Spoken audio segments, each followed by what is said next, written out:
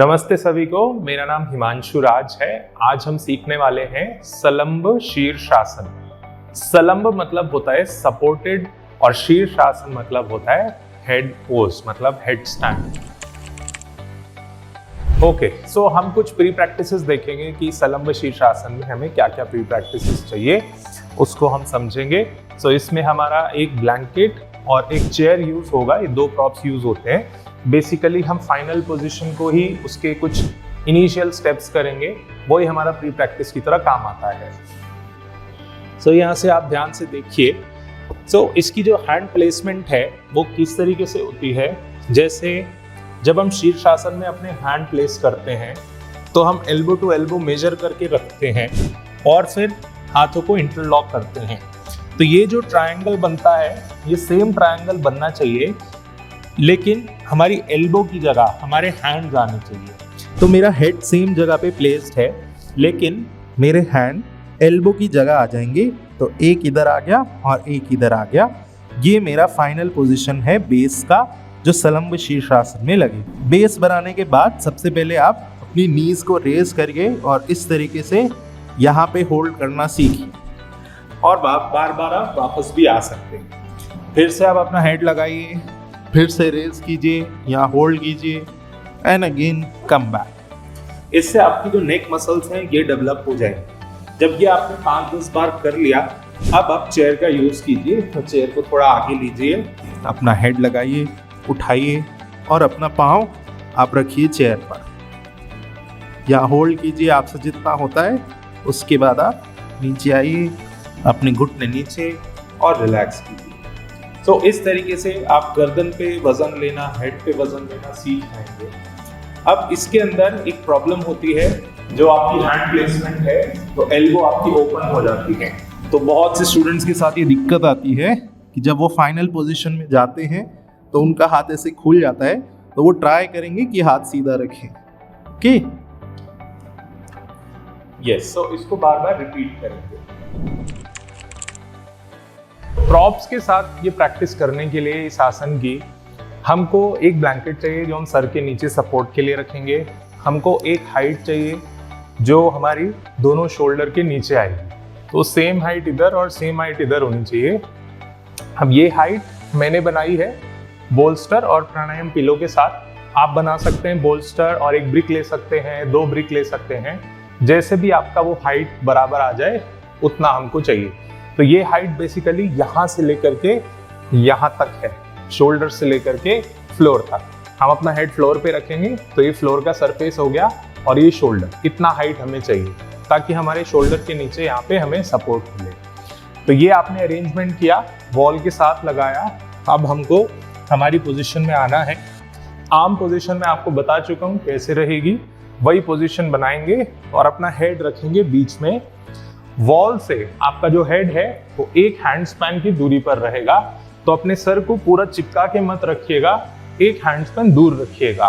तो ये जो सपोर्ट है उस हिसाब से आपको थोड़ा थोड़ा पीछे लेना पड़ेगा। All right.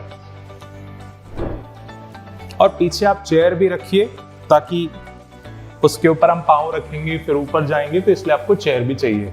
ये आपने हेड यहाँ रखा, दोनों शोल्डर्स को आपने बोल्स्टर पे रखा, हाथ अपने प्लेस किए, आपने रेज किया ऊपर और अपने चेयर पर पैर रखा। तो यहाँ आप देखेंगे कि आपका काफ़ी वज़न तो बोल्स्टर ने, सपोर्ट ने ले लिया है। तो आपके हेड पे उतना वज़न नहीं आ रहा है, जो कि अच्छी बात है। यहाँ पे आने के बाद आप एक एक पाँव रेज करिए, पहले राइट फिर लेफ्ट। हाँ, आप ज़रूर मेक श्योर करिएगा कि ऐसे जैसे मेरी चेयर स्लिप हो रही है आपकी नहीं होनी चाहिए। तो इसको मैं ठीक कर लेता हूँ इसको। सो फाइनल पोजीशन के लिए ये आपने पाँव रखे दोनों, एक आपने ऊपर लिया और दूसरे से जंप किया और आपने हील्स अपनी लगाई वॉल से, बटक्स को दूर किया। आपके बटक्स जो हैं वॉल से दूर रहने चाहिए और दोनों हाथ इस तरीके से प्लेस्ड रहने चाहिए। और थोड़ी देर रहने के बाद एक पाँव को चेयर पे लाइए, नीचे लाइए और फिर आप शशांक आसन में जाइए।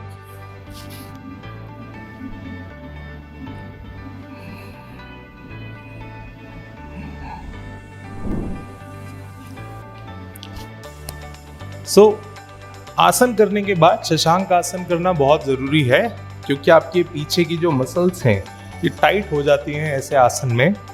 तो शशांक आसन से उनको पूरा रिलैक्सेशन मिलता है।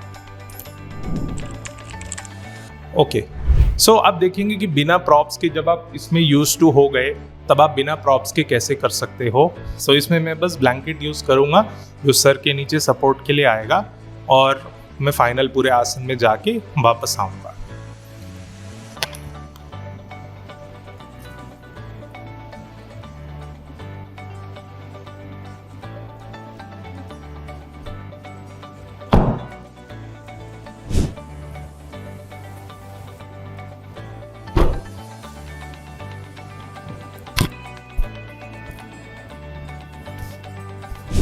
ओके, सो तरीका सेम है।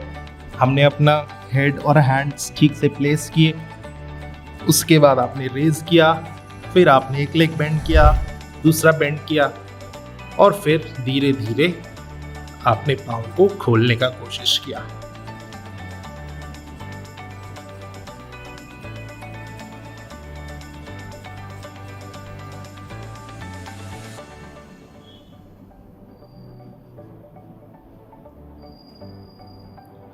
And slowly we have to release.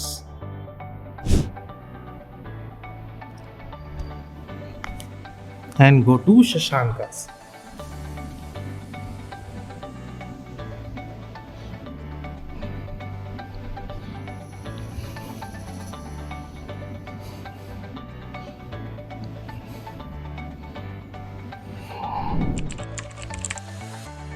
सो इस आसन में जो कॉमन मिस्टेक्स आपसे होती हैं, वो सबसे बड़ी मिस्टेक एक होती है, वो होती है कि जब आप फाइनल पोज में जाते हैं तो आपका जो एल्बोज हैं वो ऐसे खुल जाते हैं। तो हमें हमेशा ध्यान रखना है कि आपके एल्बोज एकदम सीधे रिस्ट के एकदम ऊपर रहें, ये ऐसे खुलने नहीं चाहिए। अगर आपको ये प्रॉब्लम है कि बार बार आपके हाथ खुल रहे हैं, तो आप बेल्ट का यूज़ कर सकते हैं और अपने हाथों को रेस्ट्रिक्ट कर सकते हैं। तो बेल्ट का यूज़ करके आप अपने हाथों को रेस्ट्रिक्ट कर सकते हैं कि खुले ना। तो आपने यहाँ से हाथ इंसर्ट किया, दूसरा इंसर्ट किया, तो ये आपने देखा कि आपका एल्बो टू एल्बो इतनी आपकी बेल्ट होनी चाहिए और ये टाइट होनी चाहिए। तो इसमें आके फिर आप हेड रख के फिर इसमें जा सकते हैं, तो इससे आपका हाथ जो है वो खुलेगा नहीं। अगर आपका हाथ बहुत ही ज़्यादा खुलता है तो इसको थोड़ा सा लूज़ करिए, एकदम से पूरा रेस्ट्रिक्ट मत करिए। तो थोड़ा सा ओपन रखिए, थोड़ा एल्बो टू एल्बो से ज़्यादा वाइड रखिए। तो इस तरीके से हम इसको बेल्ट को यूज़ करके हमारे हाथों को रेस्ट्रिक्ट कर सकते हैं। तो एक तो ये तरीका हो गया। और जो दूसरा मिस्टेक होता है वो होता है कि जब फाइनल पोजीशन में जाते हैं तो आप चिन को चेस्ट के पास ले लेते हैं। वो मत लीजिएगा, नहीं तो नेक इंजरी के चांस हैं। तो आप हमेशा नेक को ओपन करके रखिएगा, उसको एकदम सीधा तान के रखिएगा, तो आपकी पीछे की मसल्स यूज होंगी लेकिन स्पाइन को कोई डैमेज नहीं होगा। तो आपको इस आसन के बाद यहाँ पे थोड़ा पेन हो सकता है फर्स्ट टाइम आप करेंगे या स्पैज्म आ सकता है, बट वो थोड़े दिन में चला जाएगा। उसको आप हॉट एंड कोल्ड पैक लगा लीजिए। और अगर चिन अंदर लिया तो स्पाइनल इंजरी हो सकती है। सर्वाइकल के ऊपर हमारी पूरी बॉडी है, तो उसका हमेशा ध्यान रखिए कि चिन आप खोल के रखिए। इस आसन के बहुत सारे बेनिफिट्स हैं, क्योंकि एक इन्वर्जन है तो हमारा ब्लड फ्लो हेड की तरफ डायरेक्ट होता है। इससे आपकी ध्यान साधना बहुत गहरी हो जाती है, आपकी मेडिटेशन प्रैक्टिस बहुत डीप हो जाएगी। आपको थायराइड इश्यूज हैं तो वो ख़त्म हो जाते हैं। आपका न्यूरोलॉजिकल सिस्टम है वो बहुत ज़्यादा अच्छे से फंक्शन करने लगता है, ट्यून हो जाता है। And same for endocrine system also, वो भी बहुत अच्छे से ट्यून हो जाता है। तो डिसीजन मेकिंग एबिलिटीज़ हैं, रिफ्लेक्सेस हैं, वो सब इम्प्रूव हो जाती हैं। आपका आग्नेय चक्र एक्टिव होता है, अवेयरनेस बढ़ता है, अलर्टनेस बढ़ता है। तो वो सब बेनिफिट जो शीर्षासन में है वो इसमें भी मिलते हैं। और बहुत ही अच्छा आसन है, लेकिन बहुत ध्यान से करने वाला है, नहीं तो नेक इंजरीज कॉमन है।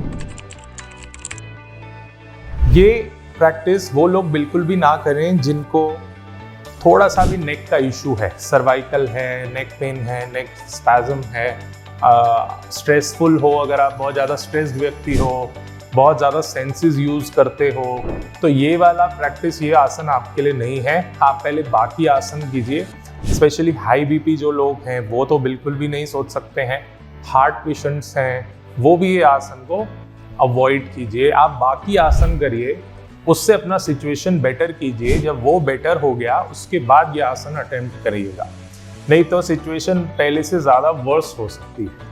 अगर आपको एंगर इश्यूज हैं तो मत कीजिए ये आसन अटेम्प्ट। ओके, ऐसे कुछ कॉन्ट्रा इंडिकेशंस हैं, सो उस चीज़ का ध्यान रखिए। सो आई होप आपको ये वीडियो पसंद आया होगा। मैंने पूरा स्टेप बाय स्टेप बताया है सब कैसे करना है। आप कमेंट में ज़रूर बताइए आपको क्या पसंद आया, या फिर आपको अगला कौन सा आसन सीखना है, या फिर आपको क्या चीज़ मिसिंग लगी इस वीडियो में, वो भी हमें ज़रूर बताइए। हम नेक्स्ट वीडियो में उसको डालने की कोशिश करेंगे। Thank you.